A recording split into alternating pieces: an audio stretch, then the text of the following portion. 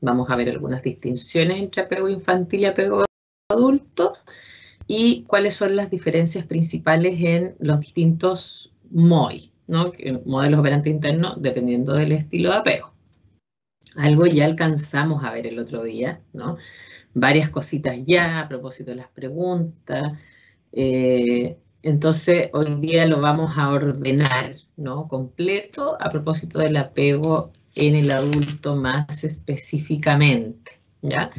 Vamos a partir con una definición de Berman y Sperling del 94, donde ellos dicen, ¿cierto?, que este apego adulto es una tendencia estable de un sujeto de hacer esfuerzos sustanciales para buscar y mantener proximidad y contacto con uno o unos pocos individuos específicos quienes proveen el potencial subjetivo para la seguridad y protección física y o psicológica.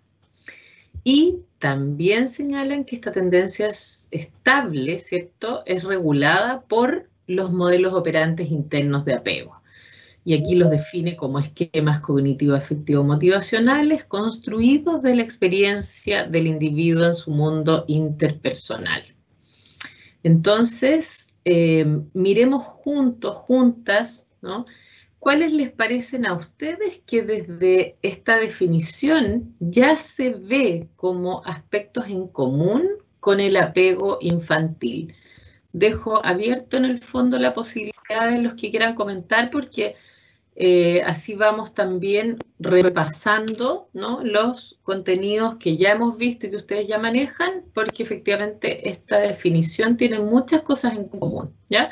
Así que, ¿qué les parece? ¿Qué ven al escuchar esta definición como aspectos similares?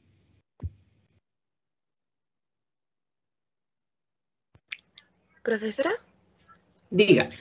mantener la proximidad. En la de la definición del apego de los niños era contra los cuidadores o las figuras que lo hacen, pero acá específicos quieren proveer el potencial subjetivo para seguridad y protección. O sea, buscan lo mismo. Se acercan a buscar gente que les brinde seguridad y protección, se mantiene proximidad y contacto y son pocos individuos específicos. Y hasta ahí voy a llegar si otro compañero quiere hablar de otras cosas. Leticia, ¿cierto? Sí, profe. Sí, ya. Perfecto, Leticia, ¿cierto? Todo eso que mencionas tú son aspectos idénticos a lo que aparece en el caso de la definición general y que nosotros vimos que se produce también en los niños, ¿cierto? Esto de que hay esfuerzos para buscar al otro, mantener esa proximidad, ¿cierto? Que son pocos los sujetos también que dan esta posibilidad, ¿cierto? Ahí dice individuos específicos, y que de nuevo aparece la conceptualización de la seguridad y la protección, ¿sí? Y aquí agrega lo físico o psicológico, ¿no? Perfecto. ¿Algún otro elemento que les parezca que tiene que ver con lo que ya hemos visto hasta ahora? Profe, el ¿Sí? hecho de que sea estable, porque dice esta tendencia estable.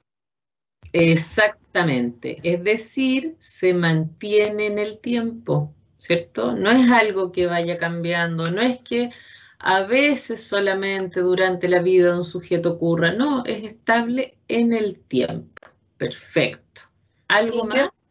¿Regulada por los modelos operantes internos? Sí, perfecto.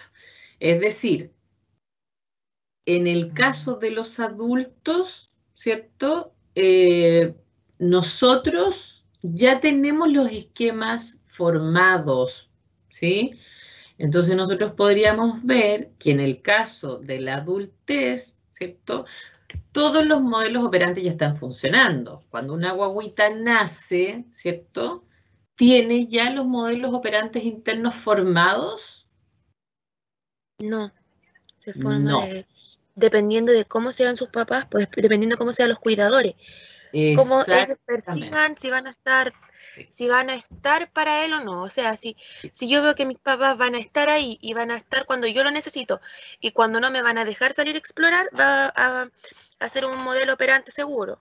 Exacto. Si tal vez o a veces no, más evitativo, y si más ambivalente, y si me rechaza, evitativo.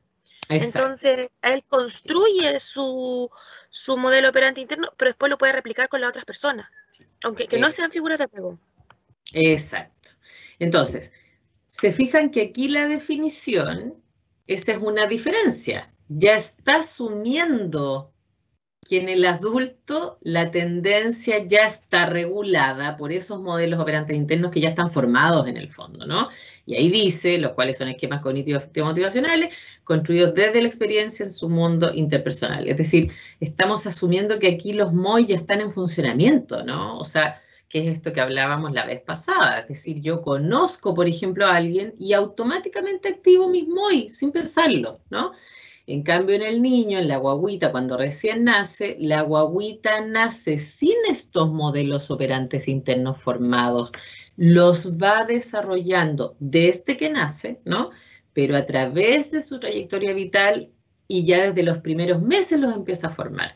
Entonces, ahí tenemos una diferencia, ¿cierto? Porque aquí en esta definición estamos asumiendo que esa tendencia estable está regulada por esos modelos que ya existen en el fondo, ¿no?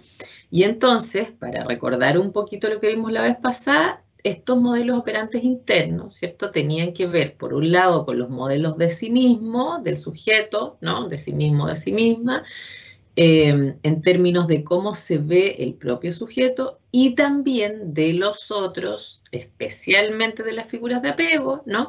En términos de si están o no disponibles cuando el sujeto los necesita, etcétera, ¿no?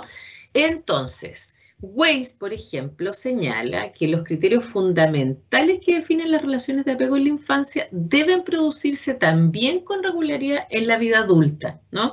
Es decir, de nuevo, ¿no? Hay cosas que pasan en los niños que también van a seguir produciéndose regularmente en la vida adulta, como la búsqueda de proximidad, la base de seguridad y la protesta por la separación. Entonces, nosotros, aunque seamos adultos, ¿cierto? Cuando ocurre que, por ejemplo, alguien importante para nosotros quiere separarse de nosotros, nosotros también protestamos, ¿no? Algo nos ocurre. Por eso que cuando hablábamos el otro día, ¿no? Y por eso que yo les di a leer este paper de divorcio, ¿cierto? Por eso que cuando las personas se separan, ¿no? Hay muchas veces una protesta, a veces descarnada, ¿no? A veces los adultos que están en un proceso de separación, hay un grupo de ellos, ¿no? Que se desesperan en el fondo y están muy desesperados, ¿cierto? Y incluso muchos de ellos dicen, yo jamás imaginé, ¿no? Que ella me iba a hacer esto después de separarnos, o al revés, yo nunca me imaginé que él podía ser capaz de hacerme esto, ¿no? Claro, porque lo que pasa es que en un momento de separación, ¿cierto? Hay muchas veces una protesta, hay una pelea abierta muchas veces, ¿no? Con el otro. Entonces, dentro del apego adulto se mantienen estos mismos criterios, ¿no? Los mismos que definían estas relaciones de apego en la infancia también ocurren en el adulto. Pero también hay algunas distinciones. Por ejemplo, en los adultos, estos chiquillos, chiquillas, es sumamente importante, por lo menos para los que trabajamos con adultos, ¿no? En los adultos las relaciones suelen producirse entre iguales.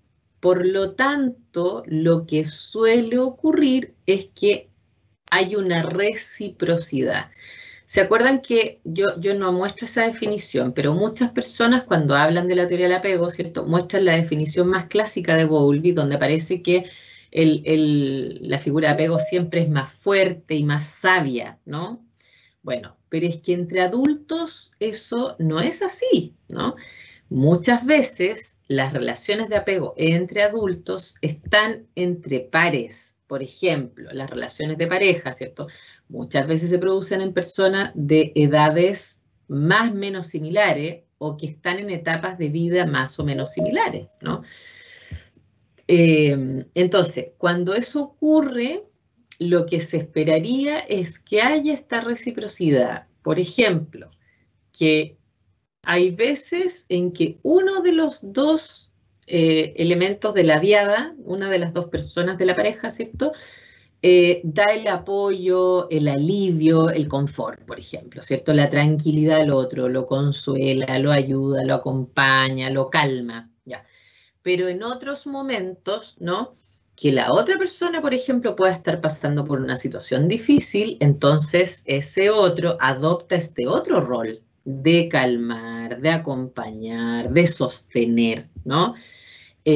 Y también lo de la base segura, ¿cierto? Porque, por ejemplo, le puede pasar en algún minuto que alguno tenga una opción en su vida, ¿no? Por ejemplo, laboral. Entonces, el otro dice, dale, anda, eh, siéntete bien, ¿no? Realízate, entre comillas, anda a este trabajo que te gusta más, avanza si quieres, ¿no? Y entonces es una base segura porque lo lleva a explorar otros escenarios, ¿no? Y si eso le ocurre a la otra persona, entonces el otro también dice, dale, ¿no? Dale, aquí estoy yo, si me necesita, no me voy a mover, ¿cierto? Yo te voy a apoyar en lo que sea necesario, ¿cierto? Dale, ¿no? Entonces, imagínense, uno incluso lo ve de repente en la edad de ustedes, ¿no? A veces, yo me acuerdo, por ejemplo, había nosotros teníamos algunos alumnos, por ejemplo, que ya eran papás, ¿cierto? Me ha tocado incluso de repente tener ayudantes que ya tienen su guagüita, entonces de repente algunos me contaban, me decían, no, profe, lo que pasa es que mi polola también está estudiando, entonces mire, nosotros lo hacemos así, hay algunos días que yo no he podido, qué sé yo, ir a una ayudantía particular o lo que sea, porque en ese horario ya teníamos establecido, ¿cierto? Que yo me quedaba con la guagua porque nos vamos turnando, entonces a veces mi polola tiene actividades importantes y yo me quedo, o a veces al revés, cuando yo tengo algo, mi polola se queda y así nos vamos acompañando y aliviando, ¿no?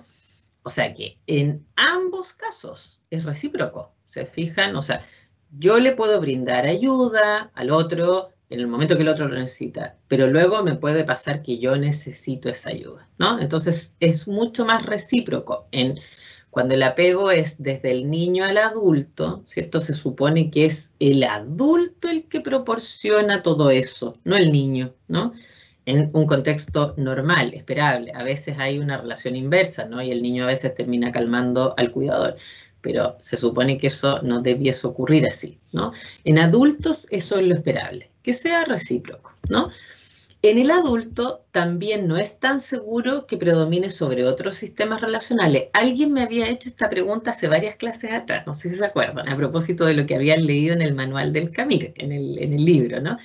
Porque efectivamente cuando somos adultos a veces podemos hacer otras actividades aun cuando tengamos el apego activado por alguna razón. En el caso de los niños se ve mucho más, ¿no? Sobre todo cuando son pequeñitos, que por ejemplo si están asustados, si están hambrientos o lo que sea, lloran, ¿no? Y en el fondo no pueden calmarse hasta que llega, ¿cierto? El adulto, por ejemplo, el cuidador, etcétera.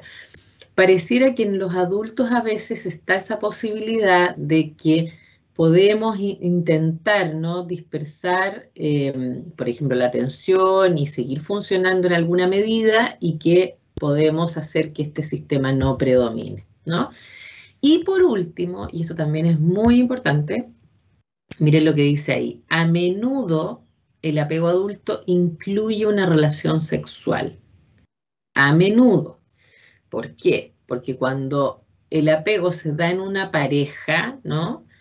En esa pareja muchas veces hay una relación sexual aparte de la relación afectiva, ¿no? Si es una pareja que convive, por ejemplo, un matrimonio, lo que sea, en verdad, ¿no? Muchas veces el plano sexual está incorporado, ¿ya? Pero fíjense bien en esto, aquí dice, a menudo incluye una relación sexual. Entonces, no siempre, ¿no? Incluso siendo en parejas, no siempre incluye el ámbito sexual. Y yo siempre comento, ¿no? Entre la cantidad de pacientes que he atendido, me ha tocado más de una vez, ¿no? Pacientes que me cuentan, por ejemplo, que llevan, no sé, 20 años de matrimonio, ¿no? y que en realidad con su esposo, esposa, no tienen relaciones sexuales hace muchos años, por ejemplo, ¿no? Y que hay un acuerdo, a veces implícito, a veces explícito, que esa área no es tema entre ellos, ¿no? Y a veces incluso tienen como pacto, no sé cómo llamarle, ¿no? En el fondo es como, ya tú, si quieres, ¿cierto?, buscar algo externo no es problema, yo no me importa, ¿no? Pero bueno, nosotros nos mantenemos en este otro sentido, juntos igual, etcétera, ¿no? Entonces, si bien es como lo típico que incluye una relación sexual, fíjense que no es prioritario. ¿Se acuerdan cuando veíamos esto de que algo ocurre que en el apego el sistema sexual no es tan importante como se pensaba antes, ¿no? Entonces, bueno, también ocurre acá que a veces, ¿no?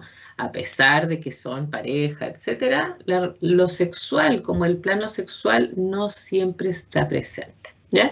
Y no por eso las parejas se separan ni nada, ¿no? A veces incluso, al tiro, a veces incluso con quien más tienen apego es con aquella pareja con la que no tienen nada sexual, ¿no?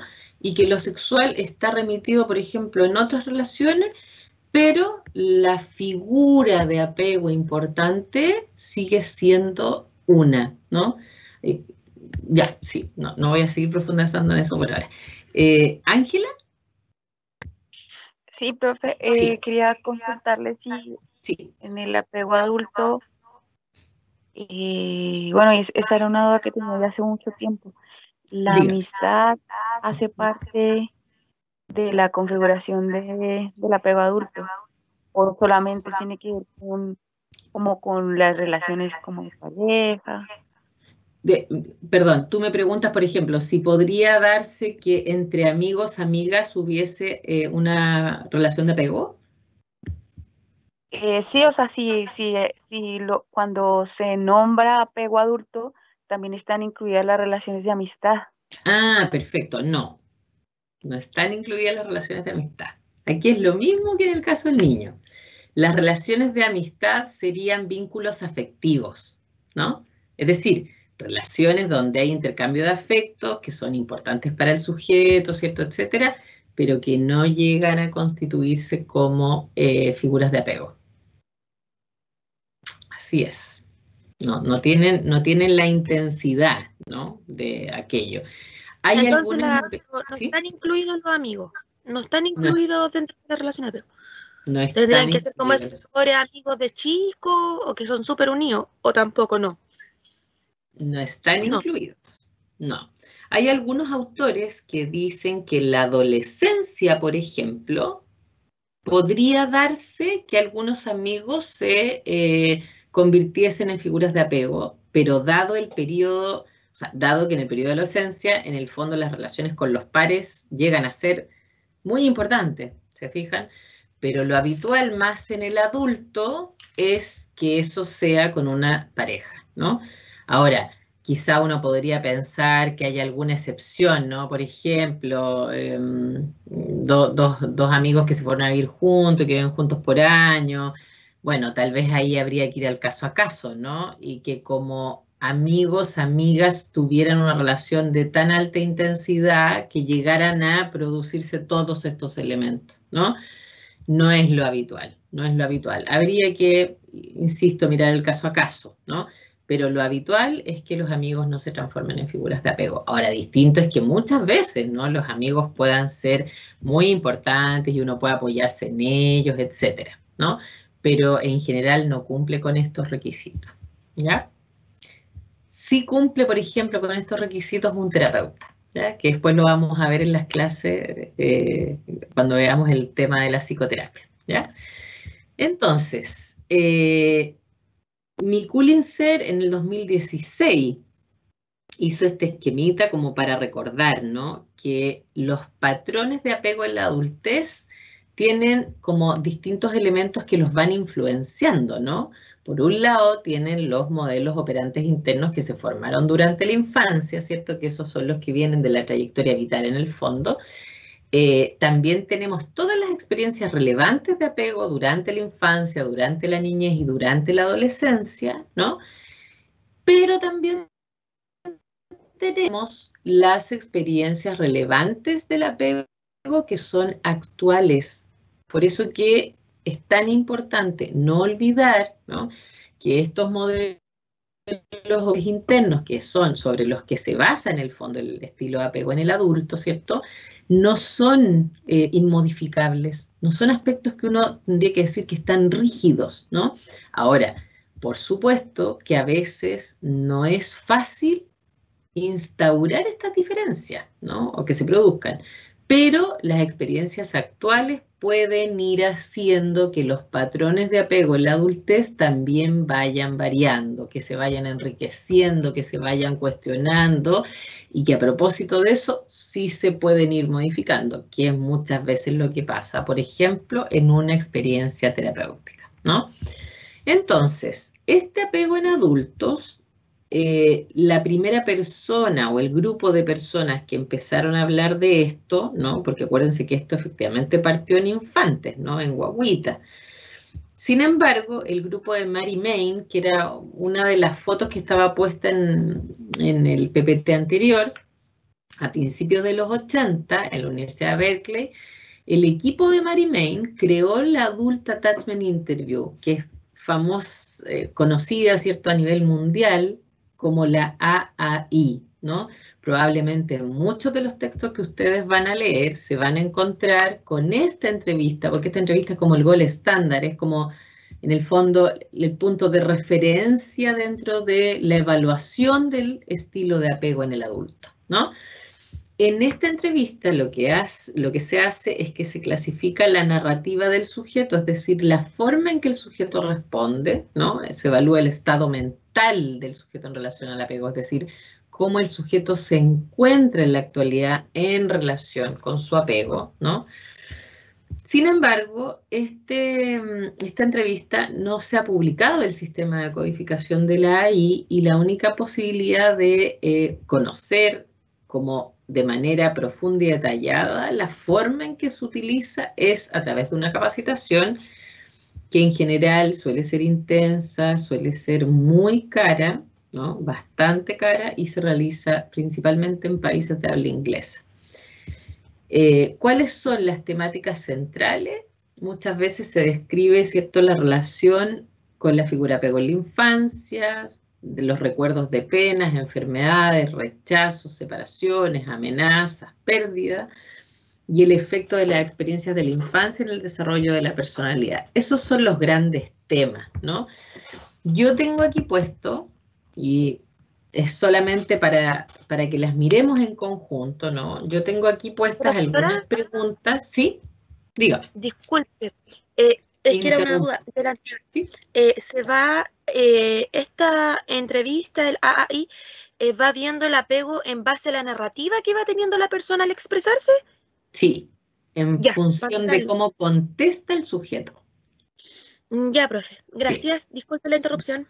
Ya, no se preocupe. Y aquí tengo algunas preguntas porque fíjense que, bueno, uno puede perfectamente, por supuesto que uno no va a tener la codificación, ¿cierto?, de la AI, por esto que yo les decía, salvo que haga el entrenamiento completo, pero perfectamente un clínico puede incluir este tipo de preguntas, por ejemplo, en la entrevista clínica, ¿se fijan? Durante el proceso de tratamiento o al inicio, ¿no? De forma de poder integrar estos elementos en las entrevistas iniciales, por ejemplo, ¿no? Y a propósito de eso, uno también puede ir mirando cuál es el estilo de apego que probablemente tiene el sujeto, ¿no? Entonces, yo seleccioné aquí algunas de las preguntas de la AI, no están todas. Si ustedes ponen en internet, en el fondo van a encontrar, si quieren, las preguntas en su totalidad. No van a encontrar el sistema de codificación porque se está restringido, ¿ya? Pero si alguno quisiera ver todas las preguntas, ¿cierto?, se mete en internet y las baja, no es problema. Yo puse algunas que a mí me parecieron más importantes como para mostrarles a ustedes, ¿cierto?, la relevancia en el fondo de cómo mirar estos estilos de apego, ¿no? Entonces, por ejemplo, dice, me gustaría que usted trate de describir su relación con sus padres cuando usted era niño. ¿Podría empezar tan atrás como sea usted capaz de recordar? Y luego, miren esto que es bien interesante, luego se le piden adjetivos que describan la relación con la madre y después con el padre, ¿no? Entonces la persona tiene que ir diciendo como cosas puntuales con cada uno, ¿no? Y aquí, además, lo ideal es que uno le pueda pedir algunos ejemplos a las personas, porque a veces, por ejemplo, ¿no? En el estilo evitativo, a veces la gente dice, uy, no, yo tenía una relación perfecta con mis padres, eran lo máximo, ¿no? Y uno se pone a pedirles ejemplos, por ejemplo, ¿no?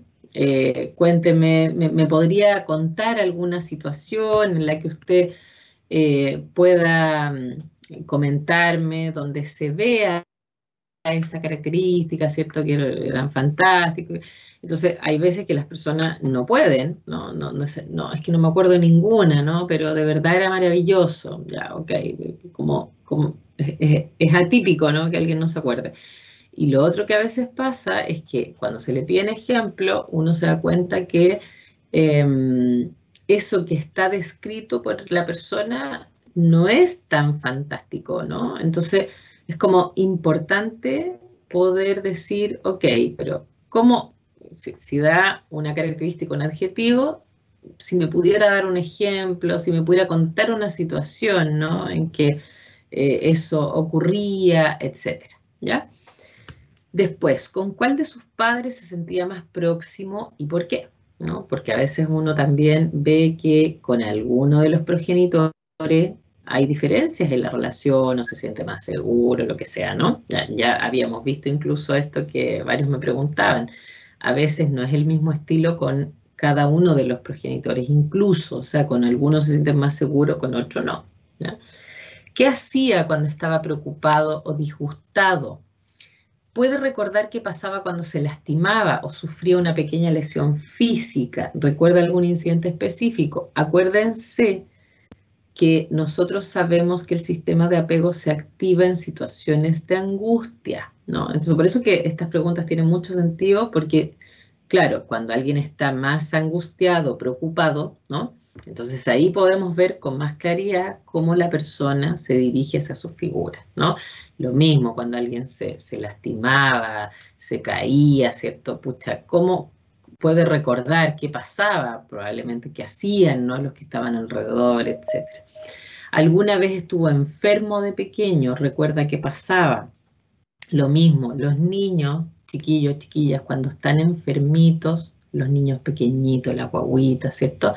Las mamás muchas veces dicen, oye, es que cuando está enfermo, se pone súper mamón, ¿no? Dice la gente.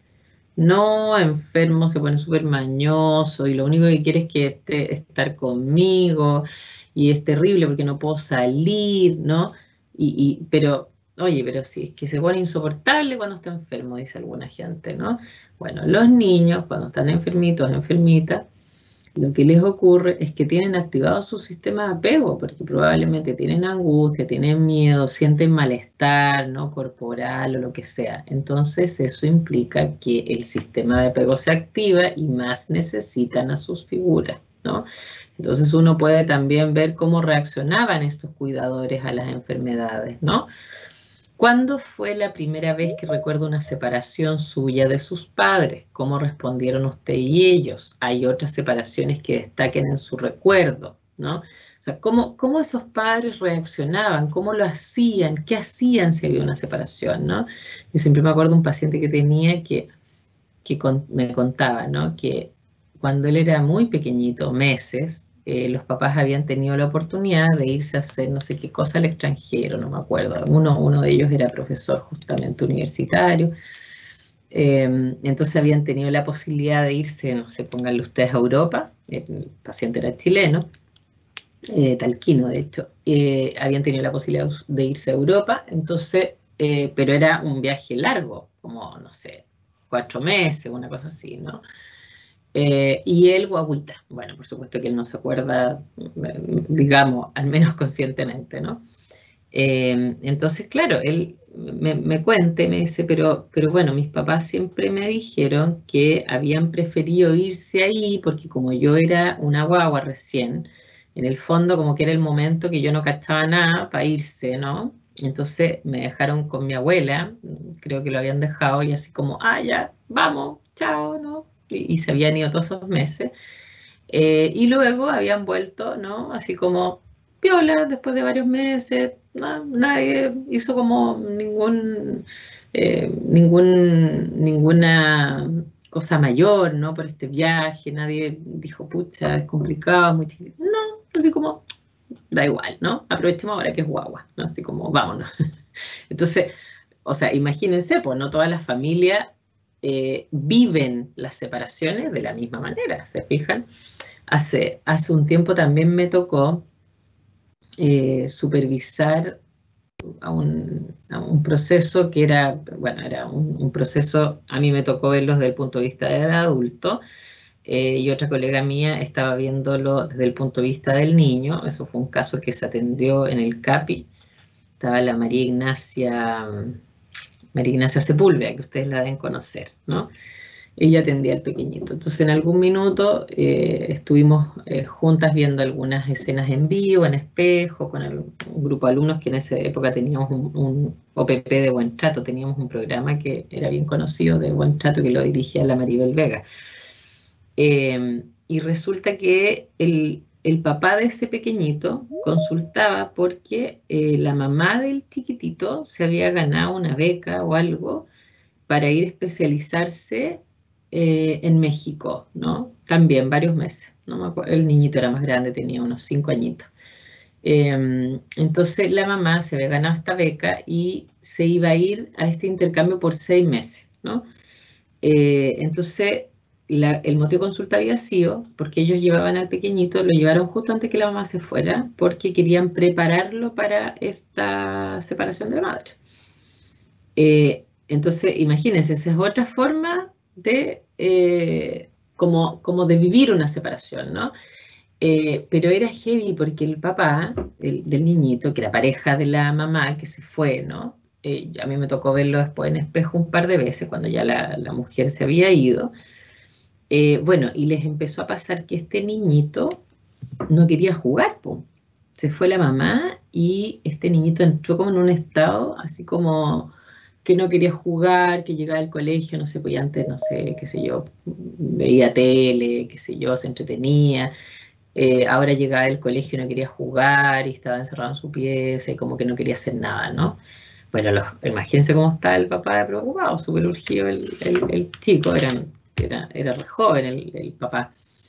Pero yo me acuerdo haberlo visto en espejo, el papá estaba, yo creo que ambos estaban absolutamente deprimidos, ¿no? Yo creo que ninguno se imaginó en el fondo lo que iba a significar que esta mujer no estuviese. Y claro, cuando el niño se ponía, o sea, cuando habían ido a dejar a la mamá al aeropuerto, y entonces la abuelita, que vivía también con el pequeñito, con el papá, le fueron diciendo en el viaje, ¿no? Así como, ya, vamos a ir a dejar a la mamá al aeropuerto, así que no hay que llorar, porque la mamá se va y va a estar muy contenta allá, entonces no hay que llorar, porque en el fondo la mamá va a estar feliz y todos estamos felices con que ella vaya. Ya, po, y el niñito, así como en el aeropuerto, todos así con esa instrucción, ¿no? Después el niñito volvió, lo mismo, así como, y me da una pena porque el papá decía, que el papá se veía también muy apenado, ¿no? Pero él decía en la sesión, decía, pero ¿saben qué? Yo no entiendo, decía, porque yo hago todo lo que hacía ella.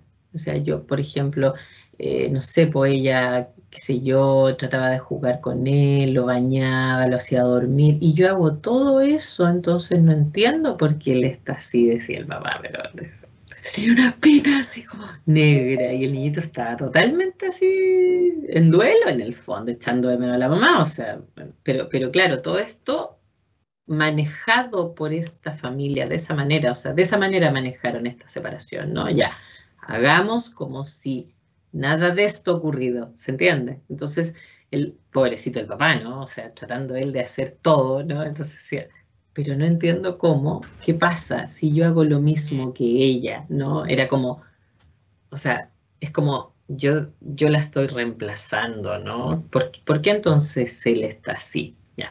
Entonces, ¿por qué cuento esto? Porque si ustedes lo piensan, ¿cierto? Toda esa información uno la puede tener no necesariamente solo con la AI, ¿no? Sino que los pacientes muchas veces les cuentan, o uno puede preguntar, eh, ¿ha habido algún momento que se hayan tenido que separar por algo? ¿Cómo ha sido? ¿Cómo reaccionaron? ¿Cierto? ¿Qué hizo la familia con eso? Etcétera, ¿no? Entonces, Profe, eso da mucha información de cómo esa familia, al tiro, de cómo esa figura de apego también está acostumbrado a enfrentar la ansiedad, en el fondo, la angustia de esta separación, ¿no? Sí. respecto a lo que está hablando de la separación, ¿influye la Ya. cantidad de tiempo que se vaya la madre? Por ejemplo, que sea una semana a un mes, o el niño siente la misma como pena. O sea, sí, pues influye y también influye la edad, pues, porque, por ejemplo, es distinto un niño muy pequeñito, una guagua, ¿no? Que la guagua no puede, uno a una guagua no le puede explicar, ¿cierto? Uno le puede decir, mire, la mamá o el papá, ¿no? Cualquiera de los dos, se fue, pero vuelve en 3 meses. Es decir, los niños chiquititos no saben, o sea, temporalmente, ¿no? No tienen tanta conciencia como nosotros. Entonces, influye la edad, porque dependiendo de qué edad tiene el niño o niña, ¿cierto? Va a poder entender mejor o peor, ¿cierto? Y por supuesto también el tiempo, porque es distinto, tal como dices tú, ¿cierto? Una semana a 3 meses, ¿no? O a 6 meses o a un año, ¿no? Y también es distinto si esas separaciones son reiteradas, por ejemplo, o no. Y también es distinto la forma en la que esa familia, ¿no? Toma esa separación, cómo le ayuda al niño o niña pequeñita a transitar a través de esa separación. Por ejemplo, ¿no? No sé, pues hay papás que les hablan, les explican, cuando son niños, por ejemplo, a veces un poco más grandes, les hablan, les explican, hasta, no sé, le hacen un calendario, así ya vaya marcando los días, ¿no? Les pueden como permitir, qué sé yo, que si les da pena pueden llorar, se fijan, pueden hablar de cuando echan de menos a la otra persona, etcétera. Entonces, en el fondo, aquí es lo mismo que pasa, ¿se acuerdan en la situación extraña? La separación en sí misma es importante, pero no es lo más importante, porque probablemente separaciones va a haber siempre, ¿no? Es también la forma en que esos cuidadores responden frente a esa separación, ¿no? Por ejemplo, en este último caso, la forma es no llore, eh, tiene que estar feliz, ¿no? Es como lo que los autores, no sé si han escuchado el concepto del falso afecto positivo, ¿no? Que es como, no importa lo que usted le esté pasando por dentro, pero siempre digna, como dicen, ¿no? Sonría nomás, hágase a la idea, asuma, Profe, siga, uno no se tiene que derrumbar, uno no tiene que seguir, ¿no? Si todo eso está muy bien, digamos, pero si el niño tiene tristeza, ¿no? Si la respuesta del cuidador es esa, entonces el niño no puede procesar su tristeza. No sé si me explico, porque no hay un profe, contexto donde él pueda hablar de eso, ¿no? Sí. ¿cómo puede ayudar el psicólogo en esa situación? Bueno, en ese caso, por ejemplo, ayudar implicaba hablar de todo esto, ¿no? O sea, primero, normalizar la pena del niño, ¿cierto? Poder ayudar al padre, en este caso que es el que consulta, ¿cierto? A mentalizar al pequeñito. Porque él decía, obviamente con su mejor intención, pero él no podía entender qué le pasaba. Entonces, ahí, ¿cierto? Ayudar a mentalizar, es decir, a decir, ya, ¿y qué le podría estar pasando? ¿No? Porque cuando un niño no juega, los niños juegan, ¿no? Si un niño no juega, es una primera señal como de alarma, ¿no? Sí, porque ¿qué pasa que un niño no juega? Algo pasa, ¿no? Entonces, uno podría ayudar a ese padre a mentalizar visualizar, entonces a tratar de que pueda imaginar qué le puede estar pasando a ese pequeñito, ¿no? Y ojo, uno a un cuidador así también lo puede ayudar a pensar qué le está pasando a él, porque probablemente él también le echaría de menos, po. ¿Se fijan? Si era su señora, pues, o sea, no sé, si la pareja de ustedes se va a 6 meses a hacer una pasantía, no sé, po, a miles de kilómetros de distancia, que no va a poder volver en ningún minuto antes de esos 6 meses, etcétera, etcétera, etcétera, que no la pueden llamar constantemente, que no te, etcétera, ¿no? Probablemente él mismo también, como adulto, ¿no? Por todo esto que estamos viendo acá, seguramente también estaba con algo de tristeza, ¿no? De hecho, yo cuando lo vi en el espejo, yo le decía a mis colegas, o sea, es que bastaba verlo a él, o sea, él mismo estaba bajo, con una forma de hablar muy como constante, sentado en la silla, ¿no? De una manera que era evidente que él también estaba triste, ¿no? O sea, la tristeza le salía hasta por los poros. Pero él tampoco hablaba de eso, ¿no? Entonces, todo eso se puede hacer terapéuticamente, darles un espacio, poder interpretar como lo que le pueda estar pasando al pequeñito, para que él a su vez, como padre, ¿no? Pudiera entender mejor, pudiera a lo mejor hablar de eso con él, pudiera acompañarlo, etcétera, ¿no? Muchas formas de intervenir como en ese sentido, revisar qué está pasando, por qué tiene que el niño decir, ya, no llore, no llore, no importa que la mamá se vaya, tenemos que estar fuertes. No, pues no tenemos que estar fuertes, porque si yo estoy despidiendo a la persona más importante para mí por 6 meses, no, difícilmente voy a estar contento, po. Ahora, sí, claro, puede que uno por otro lado diga, pucha, qué bueno, ¿no? Le va a hacer bien para su trabajo, sí, para su trabajo, pero no para mí, pues si yo no soy parte de su trabajo, soy su hijo nomás, ¿no? Entonces, poder acompañar en esa transición, poder ayudarle al niño a hablar de sus emociones, a reconocerlas, todo eso ayuda mucho, ¿no? A sostenerlo también, a los dos, al papá y al niño, ¿cierto? Que seguramente los dos están, pucha, asustados. O sea, imagínense además lo que es tener un familiar a no sé cuántos kilómetros de distancia. México es un lugar, no sé, me imagino que ustedes saben, ¿no? México es un lugar peligroso en general, digamos, mucha gente vive ahí.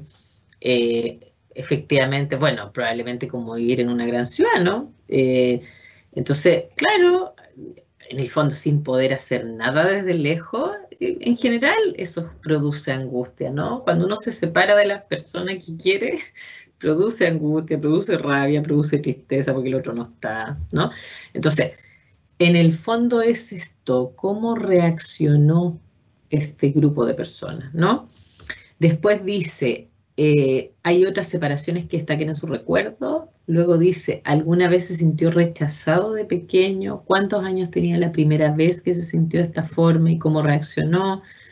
¿Se mostraron sus padres alguna vez amenazantes con usted en alguna forma? Quizá para imponer disciplina, quizá solo en broma.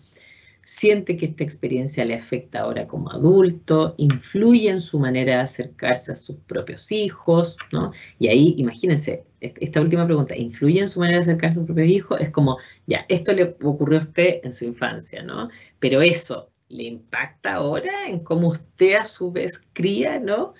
¿Cómo cree usted que estas experiencias con sus padres han afectado su personalidad adulta? ¿Hay algún aspecto de sus experiencias tempranas que retrasaron o entorpecieron su desarrollo, ¿no? ¿Por qué cree usted que sus padres se comportaron como lo hicieron durante su niñez? Y aquí también vemos la mentalización, ¿no? O sea, hay personas que miran hacia atrás su propia historia y tienen todo un entendimiento, una explicación de por qué sus propios padres fueron de una manera, ¿no? Y hay otros que no entienden, no los perdonan, están enojados, ¿no?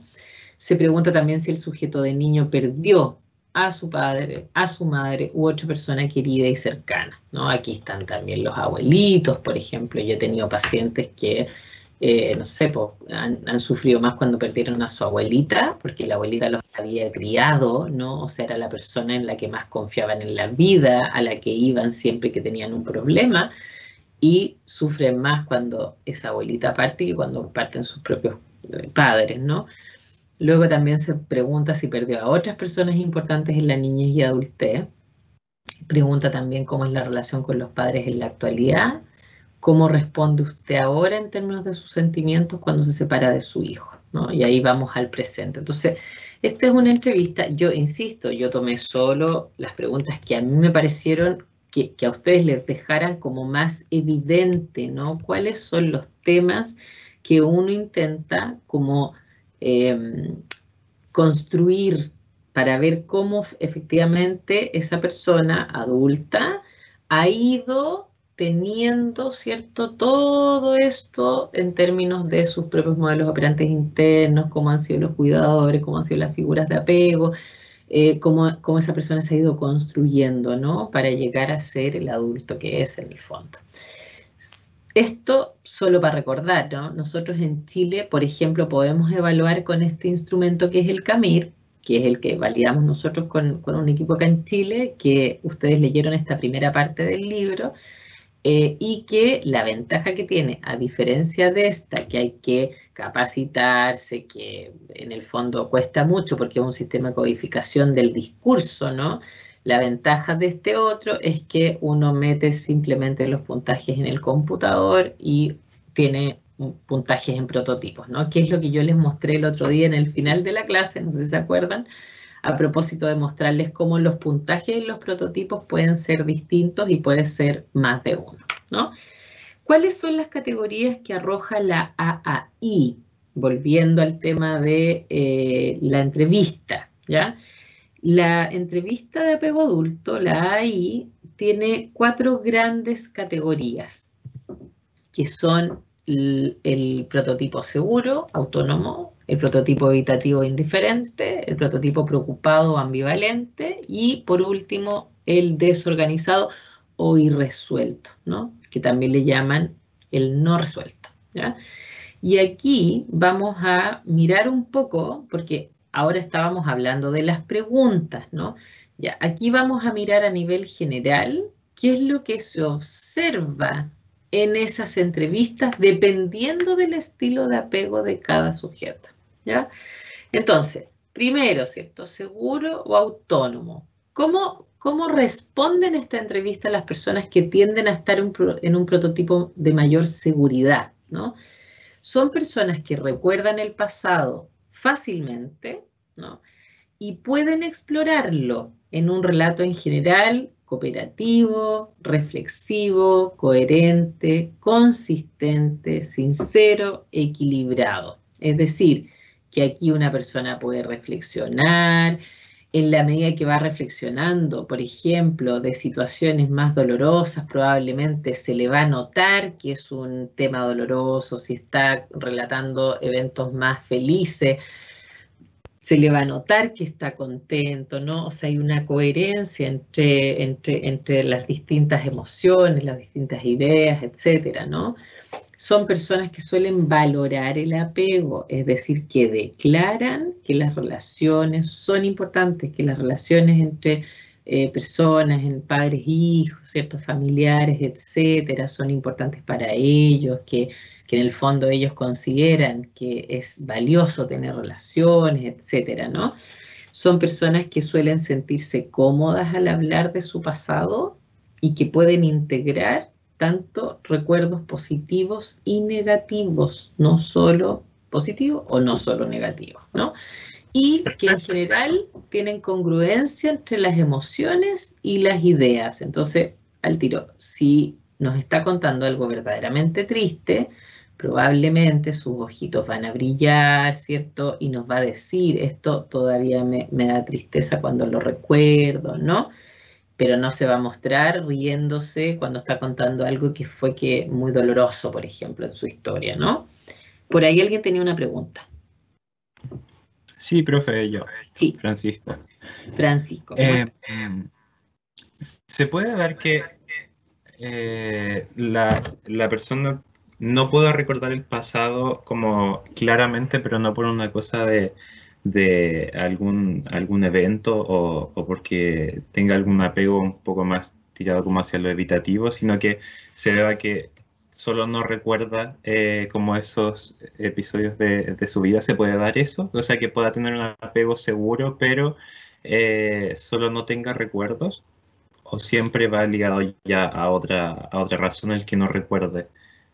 Ya, pero que no tenga recuerdos en general, o sea, me refiero que tenga así como, no sé, un rato largo que no se acuerda o que no se acuerde de cosas puntuales. Creo que hay una diferencia importante. No sé. No Lo sé, que es que pasa, me surge la duda. ¿por qué lo pregunto así? ¿Por qué lo pregunto así? Porque, por ejemplo, si nosotros a una persona le pedimos que nos cuente sucesos de cuando era más pequeña, más pequeño, ¿no? Cuando tenía pocos añitos, lo más probable es que, no sé, recuerde, pero a nivel bien vago, ¿no? ¿Ya? Y que recuerde solo algunas cosas, no todo, ya. Y a medida que va avanzando en el desarrollo, lo más probable es que se acuerde de más cosas y ahí debería acordarse de más cosas, ¿no? No de todo, por supuesto. Ya. Pero cuando nosotros nos encontramos con alguien más evitativo, es como que mucho no lo recuerda. No sé si, yo creo que ahí está como la diferencia, o sea, suelen como relatar que hay muchas cosas de las que no pueden acordarse, ¿no? Y ojo, porque en general aquí esto es genuino, no es que no lo recuerden, o sea, no es que quieran falsear información. Yo creo que ahí hay algo que yo siempre trato también como de enfatizar, ¿no? Porque hay algunos terapeutas que dicen, no, pero el paciente no me cuenta, o me vino a contar esto después de no sé cuánto tiempo y no sé qué. Bueno, es que a veces, ¿no? La persona de verdad no se acuerda. O sea, es como de verdad un bloqueo. No es un no querer abrir eso. O sea, a veces sí, pues a veces las personas todavía no se atreven, se fijan y pucha, les da vergüenza ya. Pero hay otras veces que cuando las personas suelen ser más evitativas, ¿no? La información que es más dolorosa está realmente bloqueada. ¿Se entiende? O sea, la persona no puede recordar algunos eventos que fueron, por ejemplo, muy dolorosos, ¿no? Entonces, de verdad, es como que automáticamente queda no accesible a la conciencia. Entonces, es una forma también de cuidarse. Nosotros en el modelo nuestro de Huidano le llamamos el autoengaño, ¿no? Que en el fondo la persona protege su cinismo de información que es muy dolorosa, ¿no? Entonces, la saca de la conciencia y la deja en un nivel al que no tenemos acceso. Si ustedes piensan a nivel de Freud, por ejemplo, ¿no? Freud diría que es una negación, ¿se fijan? O una represión, que la información está, pero está reprimida, por lo tanto no alcanza a llegar a la conciencia, ¿no? Que la censura se encarga de, ¡chum!, esa información no pasa, punto. Y entonces el yo así está más protegido, ¿no? Que es la instancia que, para las cuales el mecanismo de defensa funciona, por mantener el yo lo más intacto posible. ¿Sí? Profe, ¿y cómo se puede identificar cuando hay un bloqueo? Cuando la persona ya, o sea, como por defensa bloquea algún recuerdo. ¿Cómo identificamos eso? Miren, yo creo que hay un momento, ¿cierto?, en que uno no va a poder identificar el bloqueo. Porque si la persona dice, chuta, no me acuerdo en verdad qué pasó, ¿cierto? Uno dice, ok, no se acuerda, no tenemos cómo ir más allá, ¿no?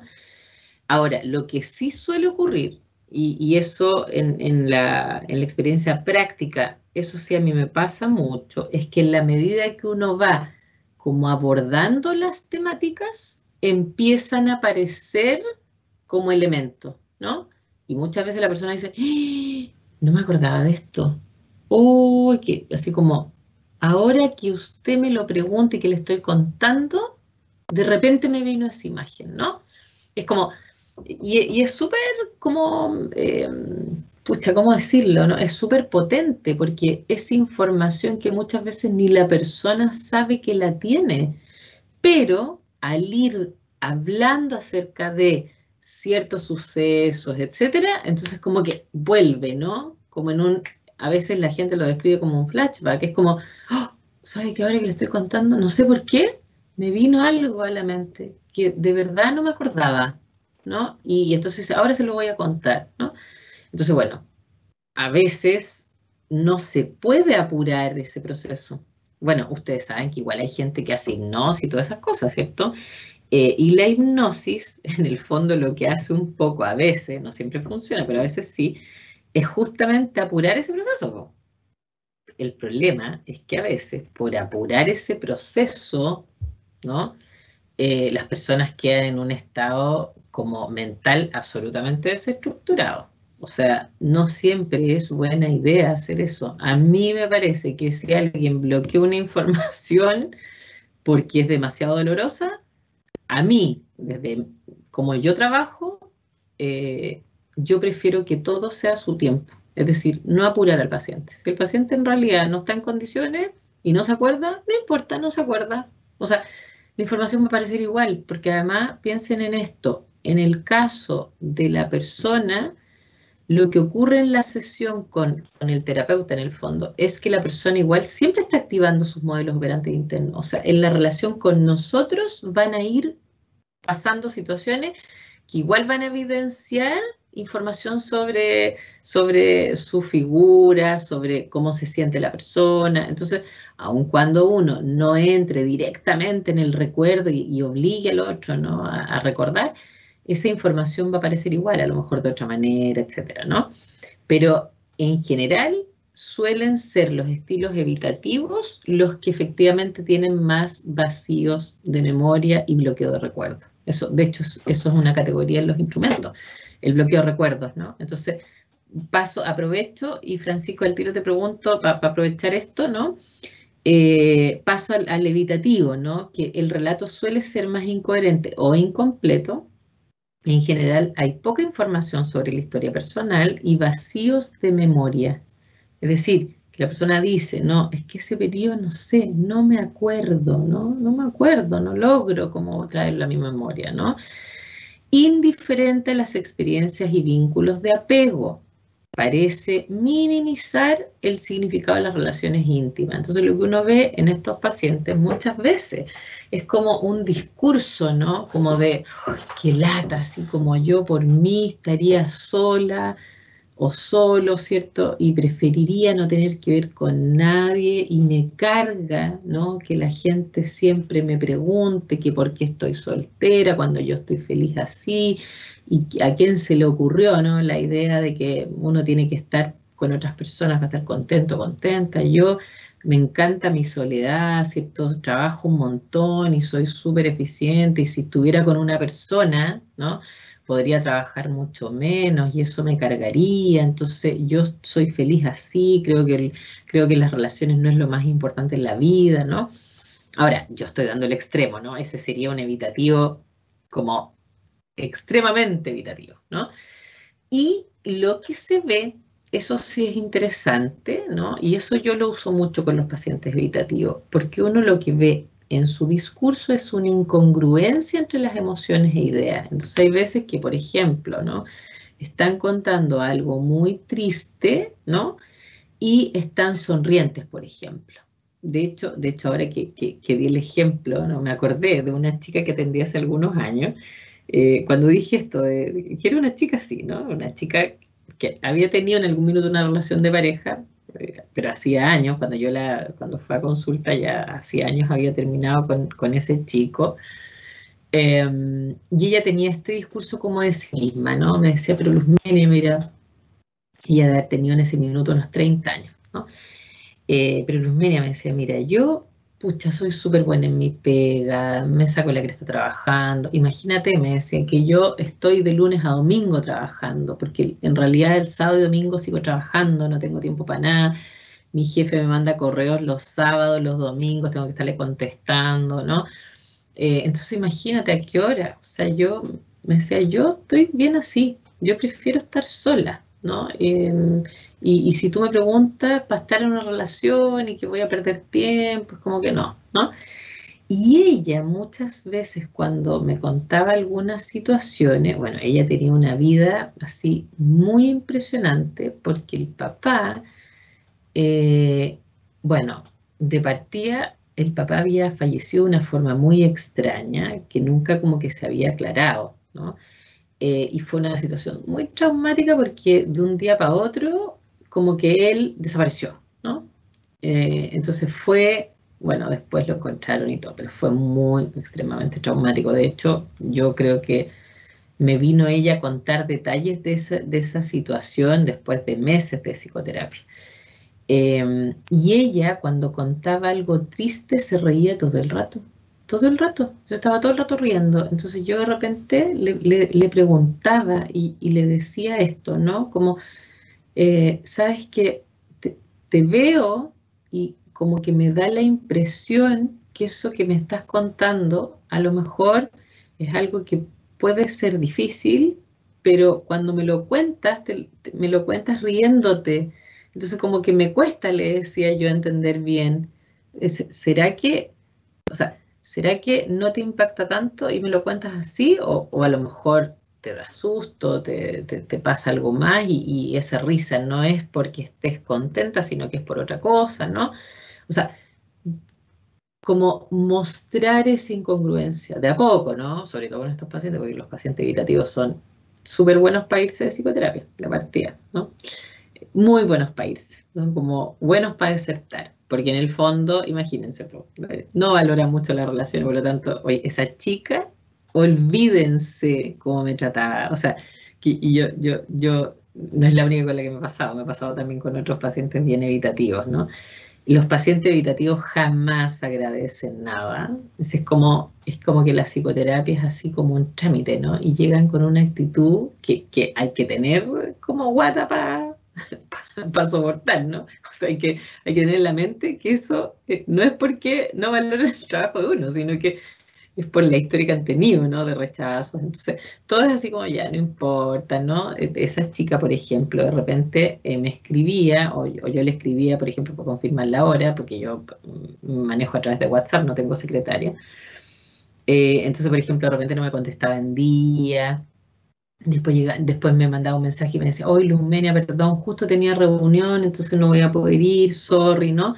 Yo les explico mucho a mis pacientes en general que el tema, por ejemplo, de las inasistencias para mí es complejo porque yo trabajo con que cada paciente tiene su hora en la semana. No es como que un día lo pongo acá, no, en general, bueno, ahora con la pandemia tengo la escoba, pero en general, ¿no? Situación normal, bueno, igual con la pandemia trato de estar lo más ordenada posible. Pero les explico a ellos que en el fondo, cuando ellos faltan, ¿no? Yo me quedo sin posibilidad de usar ese horario. Porque yo no puedo, por ejemplo, falta esta chica una pura semana, pero vuelve a la otra. Yo no puedo poner un nuevo paciente ahí, porque después no voy a poder darle una hora. Entonces siempre les pido mucho, ¿no? Les explico, les digo, por favor, si usted tiene algún problema, lo único que le pido es que me avise con anticipación para yo poder ver qué hago en ese horario, ¿no? O si, por ejemplo, si es un horario donde me queda el último paciente en la tarde, entonces veo si el otro puede llegar antes, si digan por último, para no, antes era para poder volver a mi casa. Entonces, como que en general siempre les explico bien, ¿no? Porque de verdad es importante que todo eso me lo comenten. Pues, esta chica, por ejemplo, de repente, no sé, pues el mismo día en la mañana me escribía, me decía, Luzmenia, perdón, es que, ¿sabes qué? Hoy día tenía reunión y no me acordé, así que no puedo ir. Chao, gracias. Así como otra me acuerdo también, el mismo estilo, y de repente me decía, oh, Luzmenia, me acabo de dar cuenta que tenía una capacitación hoy día y no puedo no ir, así que sorry, pero tú sabes que uno tiene que priorizar lo más importante, y lo más importante siempre es el trabajo, así que sorry, pero no puedo ir, no sé qué, no sé qué. O sea, que de verdad, o sea, los pacientes así evitativos es así como de terror en el fondo, ¿no? Tienen que estar ahí, bueno, yo todo eso lo trabajo con ellos, ¿no? Y a veces es como, chuta, oh, ¿verdad? Dije eso, así como, ¡ah! Tienes razón, y se ponen a veces a mirar, ¿no? El WhatsApp y dicen, ¡ah! Luzmenia, ¿cómo te puedo haber dicho eso? Perdón, es que te juro que qué mal, así como, ¡ah! ¿Cómo puedo ser tan pelota, ¿no? Así como, qué pesada fui, ¿no? Pucha, de verdad, no lo quise decir así, esto sí es importante para mí, pero voy a tener que tener más cuidado, ¿no? Pero eso es constante, es como recurrente, ¿no? Como que los vínculos claramente no es el foco, ¿no? Entonces uno se encuentra con eso y a propósito de la pregunta también de Francisco, ¿no? En personas así, muchas veces hay cosas de su vida que uno pregunta y dice, no, fíjate que no me acuerdo, uy, qué raro, ¿sabes qué? Es como que de ese periodo tengo así como, no logro como enfocar ninguna situación, ¿no? Etcétera. ¿Sí? ¿Alguien tiene una pregunta por ahí? Yo. Tenía, Pero, a ver, Francisco, ¿quedó más o menos claro ahí? Sí, profe. Gracias. Perfecto. Ya. Ahora sí, Leticia apareció, ¿no? sí, profe. Leticia. Quería consultar. Ya.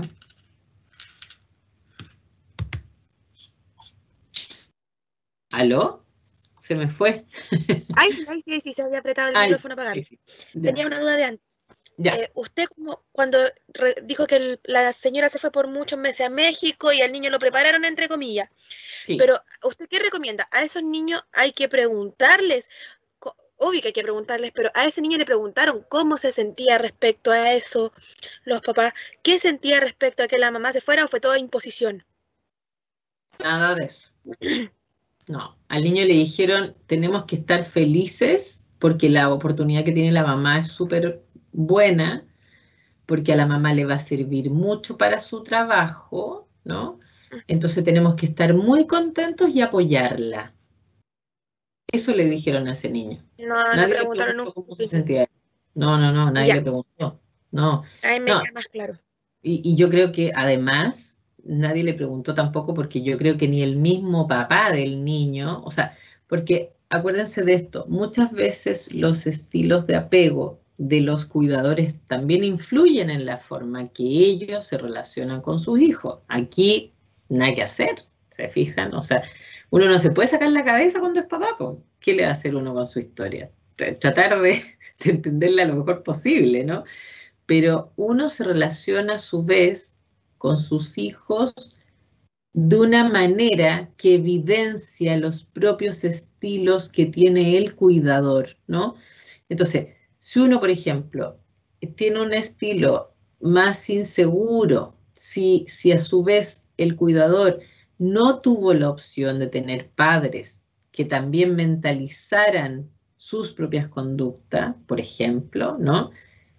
¿Cómo va a llegar a entender la conducta de un niño si ni a él nunca le dijeron cómo era cuando uno está triste, cómo era cuando alguien se va y uno echa de menos, cómo era cuando alguien te hace rabiar y en el fondo la impotencia que puedes sentir y cómo es cuando alguien, no sé, desde lo más básico, chiquillo, como cuando alguien eres niño y te quita algo, ¿cómo te sientes? Porque hay papás que, o sea, de verdad, o sea, son cuestiones que a veces parecen de súper perogrullo, pero no lo son para los papás, po, porque no sé, de repente uno ve, por ejemplo, papá ya están con sus niñitos, ¿cierto? Su niñita, entonces va al otro y le quita el juguete. Y le dicen, ya, no, tranquilo, no importa, hay que compartir. Cuac. O sea, está bien que hay que compartir, pero ¿cómo se siente un niño que viene otro y le quita el juguete o lo muerde o le... No sé, po, se lo está agrediendo, po, si le quita un juguete que está usando, eso da rabia, ¿no? Eso está bien que dé rabia. Eso, la rabia es una emoción de la amplia gama, ¿no? De emociones que son importantes, que son necesarias y que uno las va a sentir. Ahora, otra cosa es cómo uno la maneje, pero que uno la siente, po. Entonces, imagínense un niño criado así, que cada vez que alguien lo agrede le dicen, ya, pero tranquilo, no importa, hay que ser bueno en la vida, hay que ser muy bueno. Entonces, no importa, tú cuando alguien te agreda, tú tienes que aceptar, porque bueno, no sé, las personas correctas, ¿cierto? Tienen que responder siempre bien. O sea, en el fondo la rabia anda guardándotela donde puedas, ¿no? Por eso digo, a veces son cosas que uno a lo mejor no las miraría, ¿se fijan? Pero todas esas interacciones implícitamente van armando a la persona, ¿no? Y a su vez, ese puede venir de una historia compleja también, en que nadie lo miró, comillas, ¿no? Me refiero que nadie lo pudo mentalizar, que nadie le pudo ayudar a procesar sus emociones, que nadie le pudo ayudar a procesar emociones negativas. Por ejemplo, yo me he encontrado con muchos papás que de repente, no sé, les cuesta más, por ejemplo, manejar a sus niños y lo primero que hacen es castigarlos, ¿no? Y de repente, cuando uno les pregunta algo, dicen, no, oiga, pero es que sabe que a mí me sacaban la cresta cuando chico, me sacaban la cresta, me pegaban con cinturón, con varilla, mi papá agarraba un palo y me pegaba.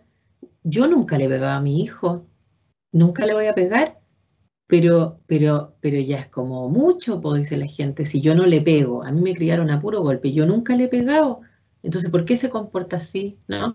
Y dígame usted, ¿qué más quiere que haga yo? Si yo he tratado por aquí, por acá, de más, po, porque si a mí me criaron a golpe y así me hicieron entender, entre comillas, ¿no? Cuando yo sea mamá, ¿qué otras herramientas tengo para no pegarle a los niños? Ni una, po. Tengo que crearlas, tengo que imaginarlas, tengo que ensayarlas, tengo que, no sé de dónde sacarlas, digamos, ¿se fijan? Porque Sí, la gente no anda como los psicólogos, po. Nosotros somos los psicólogos. La gente no anda preguntándose cómo debe hacerlo, chiquillos. La gente lo hace nomás y no por mala intención. Yo tengo amigas que hasta el día de hoy, yo tengo 47 años, yo tengo amigas que me han dicho, ¿no? No sé, que si yo tienen más de un niño, no sé, 2, 3 cabros chicos, entonces de repente dices, ¿sabes qué? Es que te juro que lo metí a la ducha con abuela. Es que de verdad me colmó, o sea, y sé, porque ahora la gente, ¿cierto? Como está, todos estos temas ahora son temas, el maltrato, ¿cierto? Y todo eso. Entonces la gente muchas veces dice, ¿y sabéis qué es lo peor? Que yo sé que eso no lo debo hacer, pero te juro que llega un minuto en que no sé qué más hacer. O sea que, bueno, lo metí a la ducha con abuela, mala cueva. Bueno, y ahí te quedé hasta que te caí, ¿no? Y hasta ahí me llegó la paciencia. Oye, pero si es que a ella no solo le hacían eso, le sacan la mugre, po. Entonces, claro, uno puede intentar hacerlo lo mejor posible, ¿se fijan? Pero chiquillos, otra cosa es con guitarra. Entonces, ahí es donde entra la ayuda nuestra. No enjuiciar, no juzgar, ¿cierto? Por supuesto que hay situaciones en las que hay cuestiones que los psicólogos deben declarar, ¿no? Y eso lo van a ver ustedes con todos los profes que ven maltrato infantil, abuso, etcétera. Ya, pero hay muchas veces que uno puede hacer mucho desde ayudar al cuidador a estar mejor en términos de salud mental, a generar estrategias distintas. Y muchas veces los cuidadores lo agradecen mucho porque dicen, ¿sabe que no se me había ocurrido? Ya sí, lo voy a hacer, lo voy a intentar y voy a intentar una forma distinta y lo logran, ¿no? Ya, pero es que eso, ¿de dónde lo van a sacar si no lo han vivido? Entonces, esto es una cuestión delicada. ¿Por qué? Porque la mayoría de la gente que hace, lo primero que hace es enjuiciar. No, pero es que... Entonces, no, pues si los cuidadores también vienen de su propia historia, pues. Entonces, yo tengo montones de pacientes, por ejemplo, que han sido abusados en su infancia. Hasta cuando llegan a tener hijos, olvídense, pues, se vuelven locos, pues. No hayan, o sea, no sé, pues, son hiperprotectores, por ejemplo, porque todo les da susto. Y si va a un lugar y pasa algo malo, y si alguien les quiere dañar, es que de más que si a mí me dañaron así, tengo la fantasía de que el mundo no es un lugar seguro ni confiable, pues. Entonces, a lo mejor voy a estar criando, ¿no?, a mi hijo o hija de una manera como demasiado cuidadosa, ¿se fijan? Hiperprotectora. Sí, pues, pero es que yo con la experiencia que yo tuve, yo tengo elementos para pensar, ¿no?, que las personas son malas, te pueden dañar de una manera importante y entonces lo mejor es siempre estar muy alerta, siempre, ¿no? Entonces, Profe, piensen en esto. profe. Al tiro, piensen en esto, ahí un estilo preocupado o ambivalente la lleva, po. Está bien, po, se fijan, porque ese aprendió a estar hiperalerta. Entonces cualquier cosa está, uy, hay que tener cuidado aquí, ¿no? Chuta, pero es que a lo mejor, dada la experiencia que se tuvo o dada la familia en que se vive hasta el día de hoy, es mejor ser así. y no dejar a sus hijos, por ejemplo, al cuidado de sus tíos, que son los mismos que lo abusaron él cuando chico.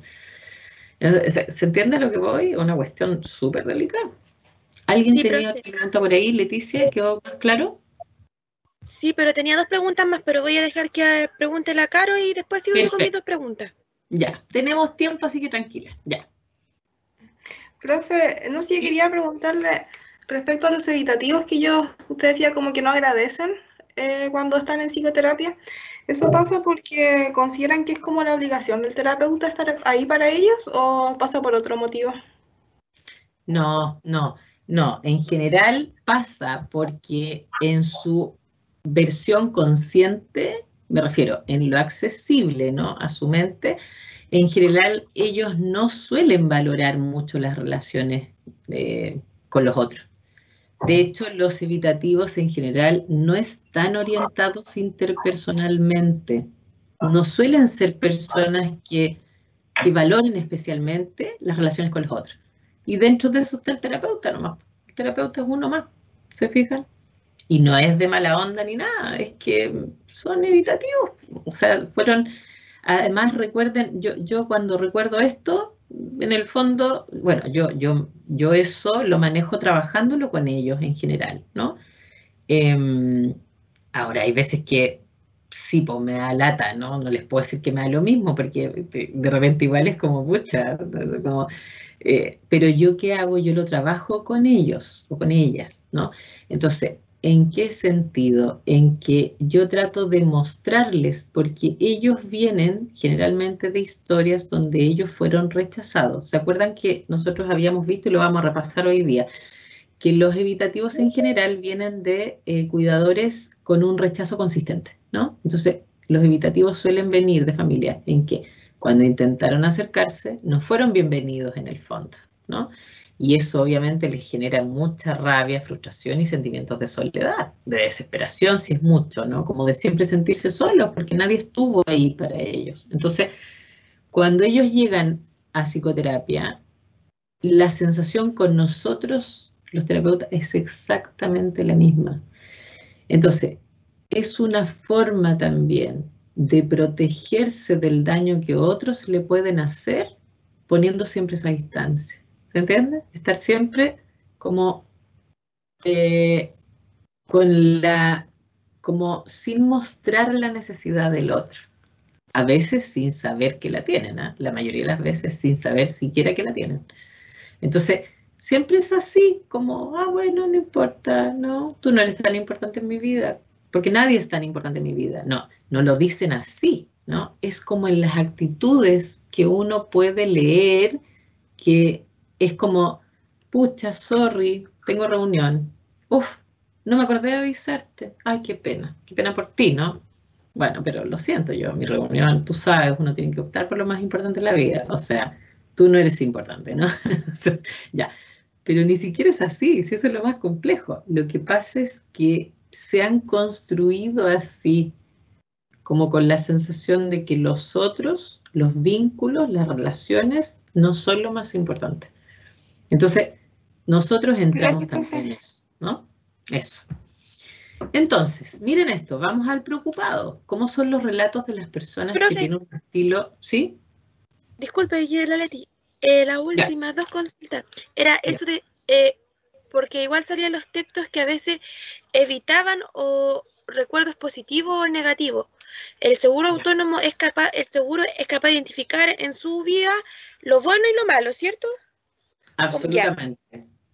Ya. O sea, de hecho, el seguro muchas veces puede hablar de, porque aquí no es que el seguro no tuvo situaciones difíciles, chiquillos, chiquillas, por si acaso.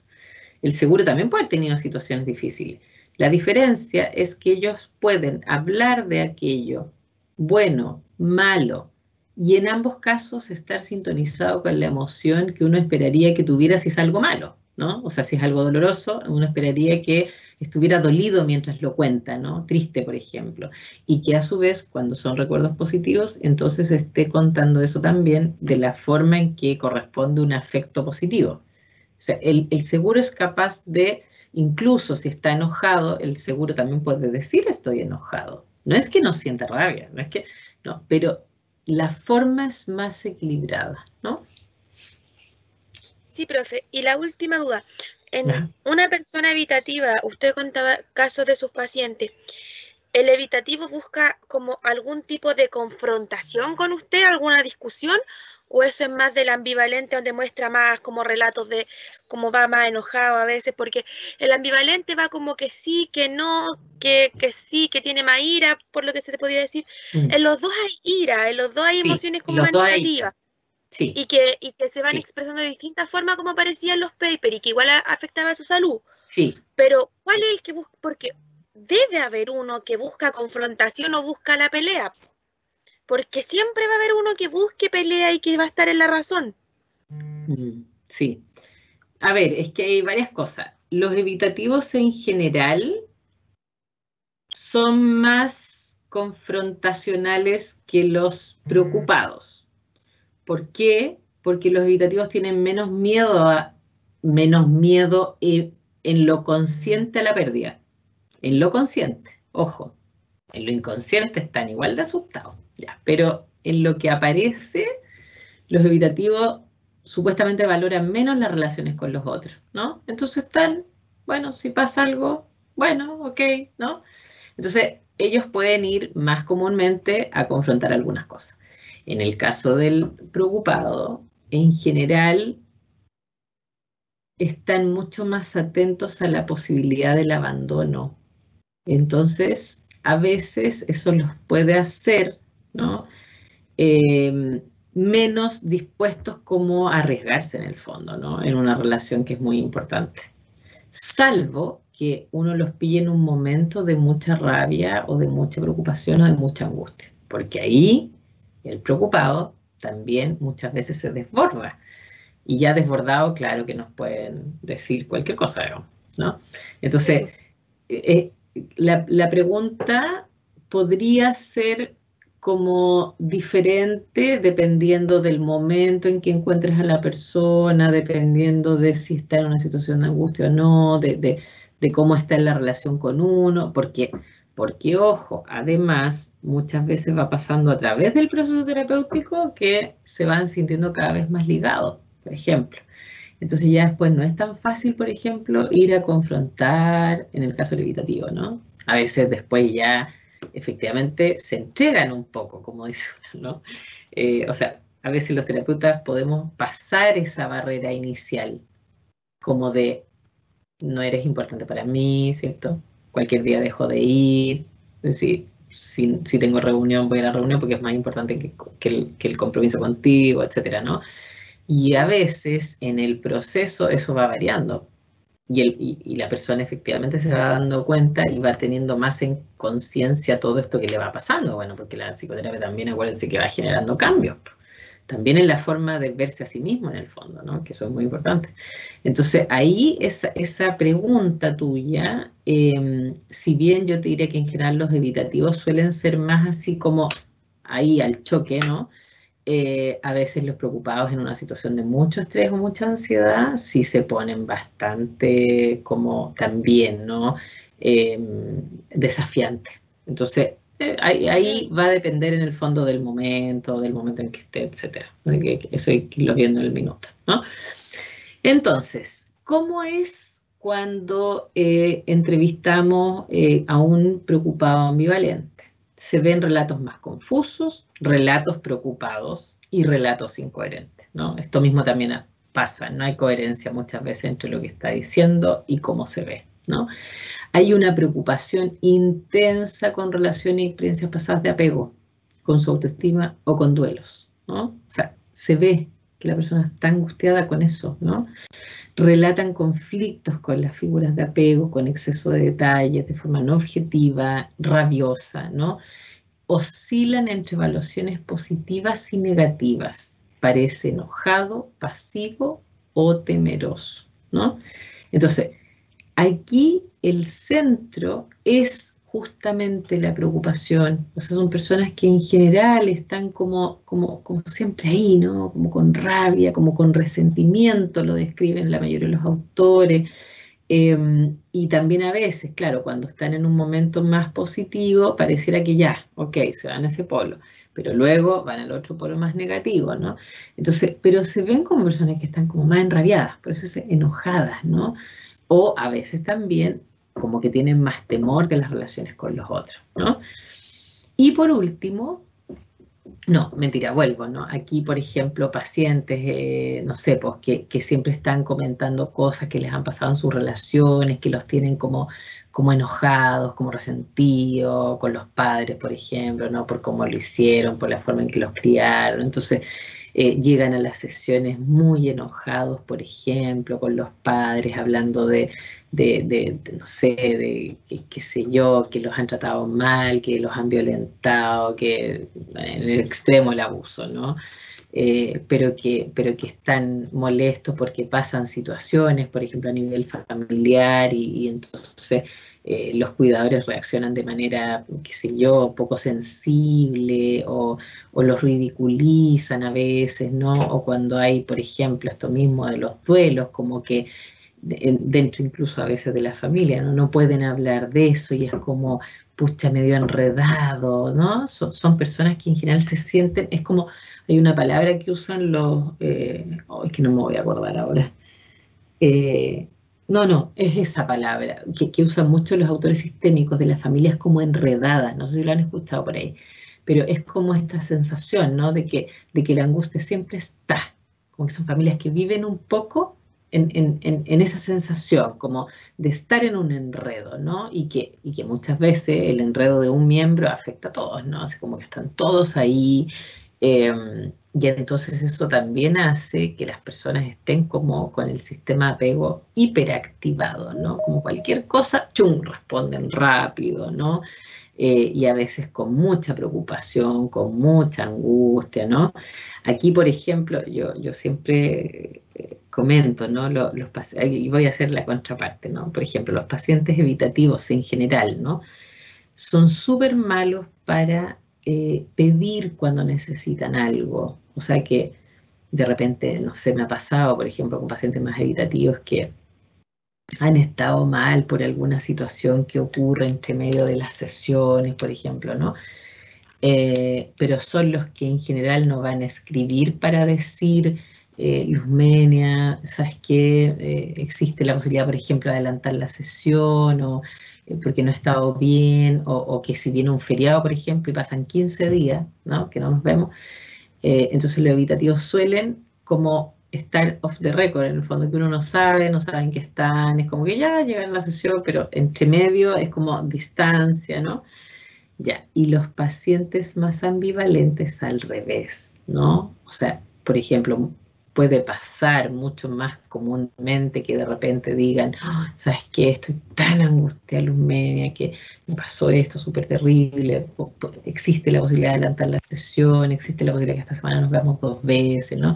Y si uno no contesta al tiro se angustia, ¿no? Se queda mal y dice, oh, pucha, ya la Luzmenia también se debe haber aburrido de mí, porque todo el mundo se aburre de mí, ¿no? Y hoy otra vez te estoy cargando con estos temas, perdón, Luzmenia, porque pucha, tú cachai que yo soy tan enrollada y me da mucha pena contigo porque te cuento todas las sesiones lo mismo, y tú dirás, oye, pucha, ya dirás otra vez llorando, ¿no?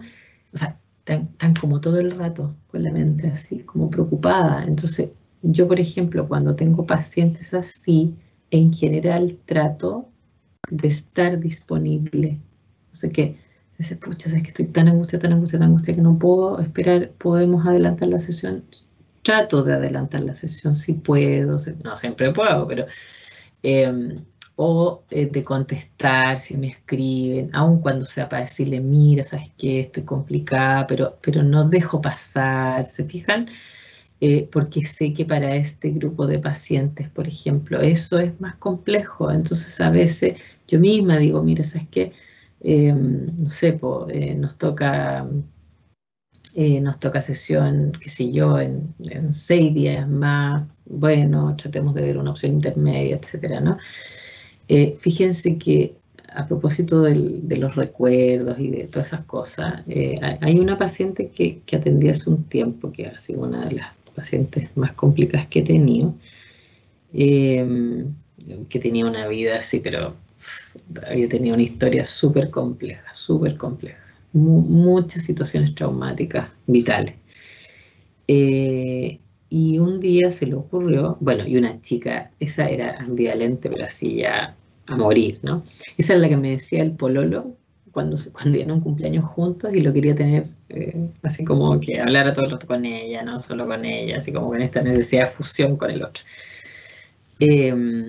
Y un día ella tenía una amiga que hacía hipnosis. Entonces la amiga le dijo, oye, ¿sabes qué? ¿Queréis probar con esta cuestión? Ya, listo, le dijo, ya. Y me llama a mí, o sea, me escribe, ¿no? Urgía, así mal, triste, reventar. Ya, tengo sesión con ella, qué sé yo, y me cuenta que la chica esta, la amiga, le había hecho una regresión hipnótica y le había llevado al periodo intrauterino, cállense. Y entonces tú empiezas también a producir la pregunta delante de Francisco, ¿no? De los olvidos y de los bloqueos. Obviamente nadie se va a poder acordar del periodo intrauterino, digamos, ¿se entiende? Eso no es el evitativo, ¿no? Es imposible acordarse lo que pasó en el periodo intrauterino. Bueno, y esta chica entonces le había dicho ya que la iba a llevar al periodo intrauterino. Ya, listo. La cosa es que la cabra me cuenta que a la amiga, ¿cierto? La empezó a llevar para atrás, y me dice ella que le vino una angustia terrible porque en un momento de la hipnosis ella empezó a ver así como todo negro, ¿no? Y empezó a angustiarse, empezó a llorar, y no podía salir de ahí, de ese estado. Bueno, la chica como que trató de sacarla, ¿no? De la hipnosis y todo, con mucha dificultad, finalmente la pudo sacar, y esta niña lloraba. Me decía, mira, no me podía calmar, no podía dejar de llorar, no sé qué. Bueno, la otra chica, imagínense cómo estaría urgida. Y entonces, claro, la conclusión fue de la otra niña, que la que le hizo la hipnosis, le dijo, oye, pucha, a lo mejor algo importante pasó en tu periodo intrauterino, que fue grave, no sé, pero a lo mejor por eso estás así, qué sé yo. Bueno, con cuento corto, la pobre cabra la dejó hecha bolsa, pebre, y encima, entonces la chica se fue a hablar con su mamá, a preguntarle qué había pasado en el periodo intrauterino. Y entonces la mamá le confesó que en realidad ella había tratado de abortarla varias veces, ¿no? Mientras estaban. La chica, por supuesto, ahí sí que sí se rajó llorando. Llegó a la sesión llorando, estuvo toda la sesión llorando, hacía una cuestión horrible. Nada, yo simplemente así como tratando de consolarla nomás, ¿no? Imagínense. Y efectivamente, ¿no? Bueno, primero, obviamente, a eso voy con que a veces los recuerdos son demasiado dolorosos, ¿no?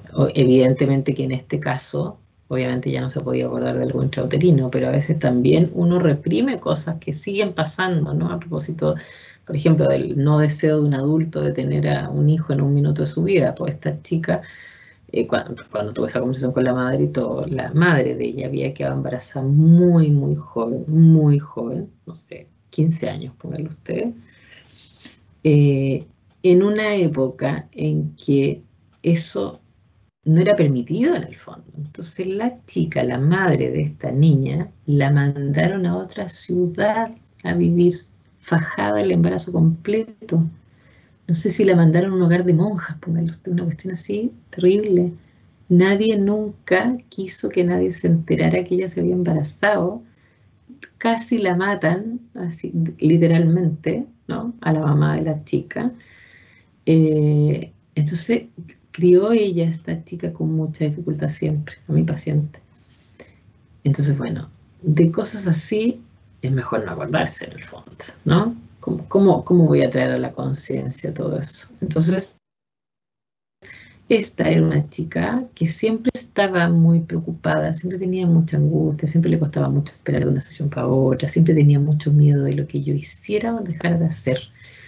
De cómo yo iba a reaccionar, pero me lo decía, ¿no? Y incluso una vez, por ejemplo, yo esto se lo he contado a los alumnos, muchos les da curiosidad, incluso una vez esa chica me acusó con ¿no? Por correo electrónico, que yo le estaba cobrando de más, ¿no? Yo en general soy súper ordenada con el tema de los pagos, yo soy cuadrada en todo, ¿no? Casi todo. Entonces, claro, yo a veces por correo les voy avisando, porque de repente se demoran, o no sé, pues no me mandan los datos para las boletas, o qué sé yo, entonces les escribo, les pongo mi estimado, no sé qué, qué sé yo, la última sesión quedó pendiente de pago, no sé qué, me avisa por favor cuando haga el depósito para yo enviarle la boleta. Bueno, y esta chica una de esas veces pensó que yo le estaba cobrando de más. Me mandó un correo de vuelta, sí, pero valor. Así súper agresivo, como que yo me la quería cagar en el fondo. Eso era lo que hacía el correo. Bueno, yo le contesté, por supuesto, muy amablemente. Le dije, mire, veámoslo en sesión mejor, revise bien. Yo también voy a revisar porque me he equivocado, aunque no creo, pero bueno, voy a revisar también. Pero le pido, por favor, que revise usted también, porque de verdad que no, nunca sería mi intención en el fondo cobrarle 2 veces. Miren, al segundo de eso me mandó otro correo. Luzmenia, por favor, disculpa, te contesté mal, me equivoqué, tenías razón, yo me traspapelé, pero perdón por la actitud y todo, no se va a volver a repetir, no sé qué. O sea, una cuestión así, pero, o sea, desde lo más malo a lo más bueno, pero siempre con la idea, y eso es importante, de que el otro me puede dañar, ¿se fijan? Y yo como terapeuta me transformo en un potencial dañador en el fondo, ¿no? O sea, ¿por qué alguien que lo han dañado en su vida entera no puede pensar que yo también lo puedo dañar? ¿O la puedo dañar? Así ocurre, ¿no? Si a mí me han dañado todo el rato, lo que más voy a pensar por mis modelos operantes internos es que el mundo puede ser malo, que el mundo puede querer dañarme, ¿no? Así que nada, uno tiene que estar ahí y trabajar sobre eso, ¿no? No, o sea, obviamente a veces uno también se le producen emociones, pero yo les digo a los pacientes, ¿sabes qué? Me sentí mal cuando me dijiste eso, me dio cosa, me dio pena, me sentí molesta porque considero que yo no merezco ese trato, pero entiendo que te pueda pasar, pero me es difícil, ¿no? Y pucha, a lo mejor te pasa con otras personas y por eso las otras personas a veces se enojan, ¿no? O sea, en el fondo uno tiene que usar esa información, no para negativo, para positivo, ¿no? Y por último, el desorganizado, temas de duelos y descripción de eventos traumáticos. La narrativa posee contradicciones y rupturas en la forma de razonar, en ocasiones pierden el curso del pensamiento, pueden incluir cambios dramáticos en la emocionalidad y el significado del discurso. Y aquí cuando pasa esto, ¿cierto? Ya es cuando la persona en general, ustedes saben que yo no trabajo con la categoría desorganizado, yo ya dije por qué, yo estoy mucho más a favor de lo que dice la Patricia Crittenden, que en el fondo el apego desorganizado más bien es una mezcla de los dos estilos evitativos y preocupados al mismo tiempo, ¿ya? Pero efectivamente lo que uno puede ver cuando una persona está efectivamente con mucho daño, con muchas experiencias traumáticas, etcétera, es que pululan entre estos dos estilos, ¿no? Entonces, pareciera ser que ese como pulular en ambos les genera estas contradicciones, estas rupturas, estos cambios dramáticos, ¿no? Porque están entre una y otra en el fondo. Ahora, insisto, esa es mi visión, chiquillo, ustedes después tienen que tenerla ustedes, si ustedes en verdad van a preferir usar esa categoría y de verdad creen que, dado lo que lean el día de mañana, los pacientes que tengan, ni un problema, ¿no? Insisto, esa es una opinión mía muy personal. Entonces, duda. Profe, disculpe que la interrumpa. ¿Sí? ¿A qué se refiere ¿a qué se refiere cuando dice que en el anterior que pueden perder el curso del pensamiento, algo así decía, en la diapo anterior? Sí, es que son personas que a veces están, por ejemplo, describiendo algo, ¿no? Y de repente es como que dice, oh, chuta, oh, no me acuerdo, no sé de qué estaba hablando, qué extraño, ¿no?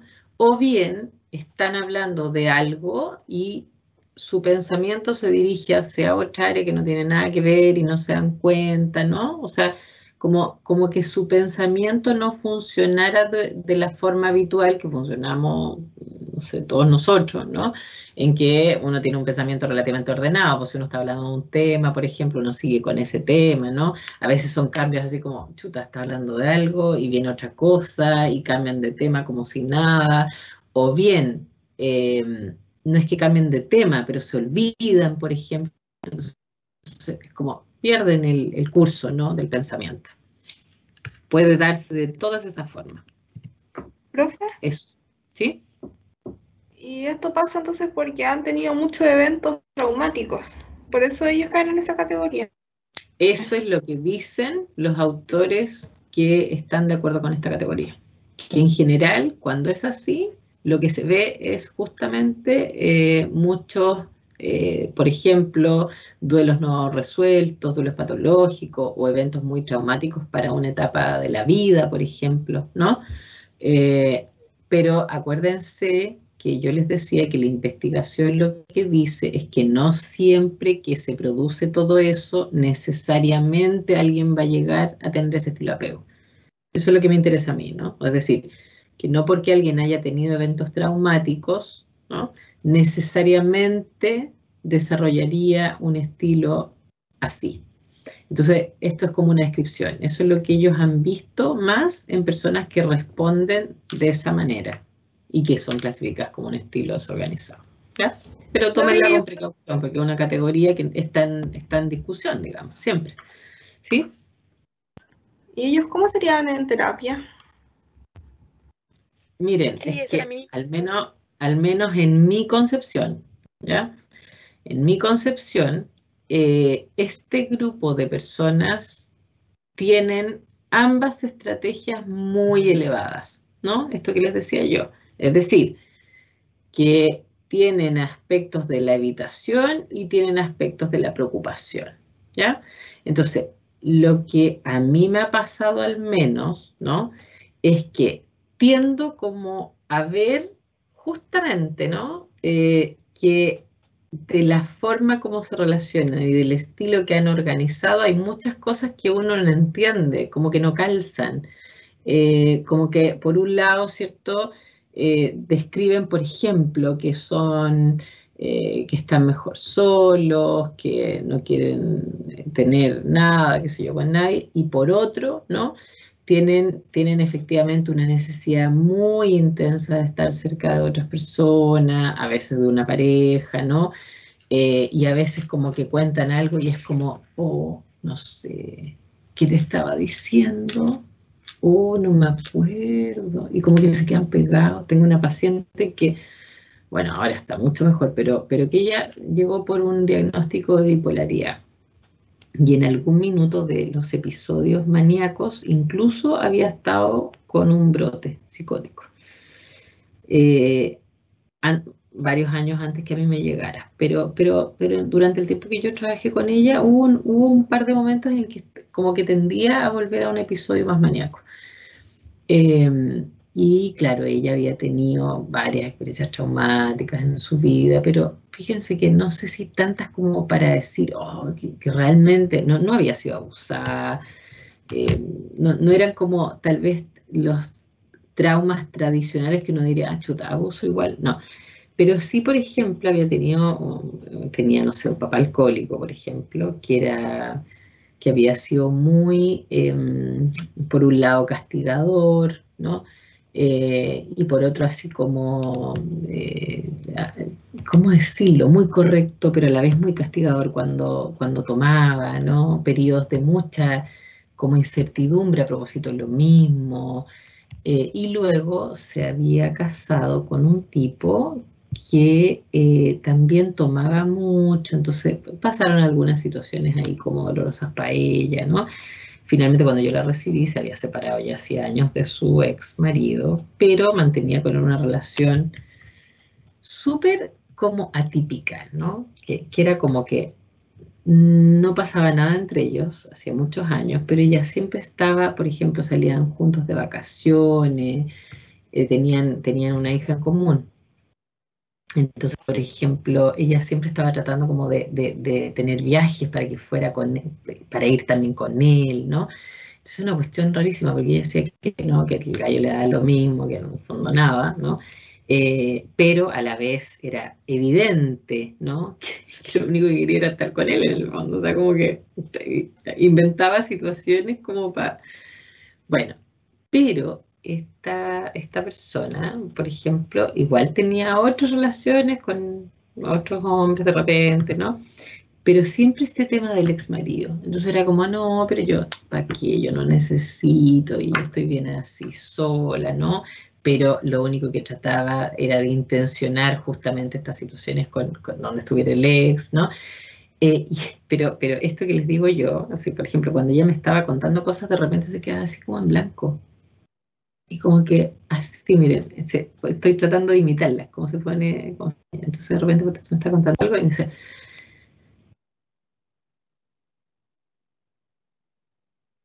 ahí tenía un tic. Ay, ¿qué te estaba diciendo Luz Menia? Como que se me fue. Así, o sea, así, literalmente, ¿no? O sea, esto, ¿no? Como una narrativa que uno dice, chuta, qué extraño. Pero, y bueno, yo trabajé un montón de tiempo con ella y hubo otro minuto en que, por ejemplo, ella estaba porque tuvo una historia larga con su ex marido, ¿no? Con otras parejas entre medio, pero con su ex marido siempre hay. Entonces, una de las últimas veces que, por ejemplo, me acuerdo ahora de memoria, ¿no? Habían estado pensando en la posibilidad, por la pandemia justamente, de compartir departamento un tiempo con la hija y empezaron a pensar en eso. Y ella se ilusionó, ¿eh? Se ilusionó, es súper bonito, oh, qué bonito sería, porque no arrendamos algo, qué sé yo. Y de repente, como que me dice Luz Menia, y te juro que de repente desperté y yo dije, no, esta cuestión no hay que ver, no sé qué. No, chao. Se cierra la posibilidad, de un momento a otro, ¿no? Entonces, no. Y claro, luego pasa, ¿no? Que eso no se realiza, entonces, pero después cuando va a ver al tipo, que es su ex marido, ¿no? Cuando de repente se tienen que juntar por esta razón, entonces va, por ejemplo, y de repente se cacha que está, no sé, lavando la loza, ordenando, qué sé yo, y es como que le viene una pena negra, así, mal. Me dice, pero no sé por qué, Luz Menia, no sé por qué. Entonces ya, yo me quedo con ella ahí, le digo, ¿y qué pasó? Entonces me dice, no sé, es que es tan agradable estar ahí, me dice. Y a veces pienso y digo, chuta. Pero después digo, no, nada que ver, no, si yo no soy para vivir con alguien, no, si yo... Y claro, pero en el momento, cuando está ahí, ¿no? Está en una vida familiar, lavando la loza, viendo una serie, está feliz, ¿no? Y ya está penada porque se va a tener que ir. Pero todo esto está a nivel inconsciente. Todo esto, si yo no le ayudo a ella como a mirarlo, a detenerse, entonces ella es como, es que no sé, de repente me pasa que me viene una pena tan grande. Y después ya se me pasa y ando feliz. Y después, no, pues si no es así, todo eso tiene un fluir en su pensamiento. Lo que pasa es que ella no lo puede ver, entonces está siempre como... Ahora, insisto, yo cuando empecé a trabajar con ella, efectivamente esto era mucho más, ¿no? Y luego en el tiempo fue cambiando y todo. Pero si ustedes me preguntan cómo yo lo he visto, por ejemplo, es el caso que más me acuerdo, porque los otros han estado más tendientes a un estilo u otro, ¿no? Pero, por ejemplo, esa mujer, o sea, tal cual, así como, pero insisto, ni siquiera eran grandes, o sea, si uno mirara así como que uno pudiera decir, oh, el tremendo evento traumático, como cuando uno ve, no sé, situaciones de abuso, que en general los abusos son cuestiones muy difíciles de procesar, porque además muchas veces son, por ejemplo, dentro de la familia de las personas, o sea, un abuelo, es una cuestión así como con chaleco, o sea, ¿cómo armo después en mi cabeza que se supone que el que me va a cuidar, ya, pero bueno, pero en este caso, por ejemplo, no había algo así, ¿no? Pero bueno, no sé, vaya a saber uno, pues los seres humanos no somos tan lineales, entonces tal vez esto otro, que fue una situación constante de alcoholismo, de un poco, no sé, violencia, crueldad eventualmente, cuando el papá se enojaba, no tengo idea si eso habrá influido, porque además hay muchas cosas, se fijan, insisto, no somos lineales en general. Pregunta. Este es un cuadrito que es un poco largo, ¿no? Tiene cosas como que ya hemos estado mirando, pero es un poco largo. Entonces, si les tinca, yo les propondría hacer ahora el break y podemos volver, yo tengo las 10:51, podríamos volver a las 11:11 aprox. Y así se despejan un poco, toman aire, un cafecito, lo que sea, y después volvemos y así, porque este es el cuadro como más difícil de esta parte. Entonces, para que no lo sientan tan pesado. ¿Qué les parece? Sí, profe. ¿Sí? Estoy de acuerdo, sí. Súper. Ya, entonces, nos vemos a las 11:12. Ya 20 minutitos ahí ustedes calculen. Y yo me conecto y ustedes también. ¿Ya?